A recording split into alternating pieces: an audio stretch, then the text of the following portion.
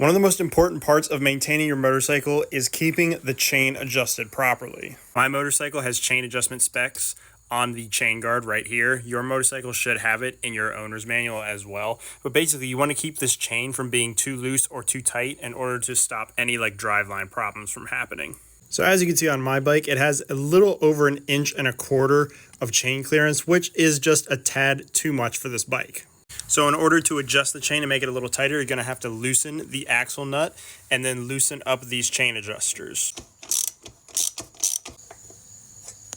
Then obviously there's a chain adjuster on this side as well. And so once you have both of them loose, you're going to want to either loosen or tighten the bolt right here, the same amount of rotations on each side in order to move the axle either forwards or backwards, whether you need your chain looser or tighter. So in my case, I need the chain to be a little tighter, so I want the axle to slide back. So I'm going to tighten both of the bolts a little bit to make the chain tighter.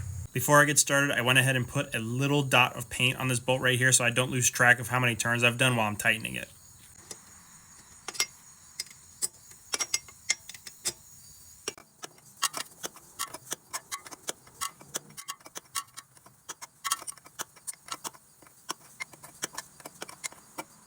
Once you're finished adjusting both sides, don't forget to re-tighten this little lock nut right here so that you don't lose your adjustment. Then just pick the bike up off the kickstand, roll it backwards and forwards in neutral a little bit just to kind of work out any kinks, and then check the chain tension again. Now my chain tension is about 1 inch, which is perfectly in spec for my motorcycle. Now just retighten your axle nut and you should be good to go.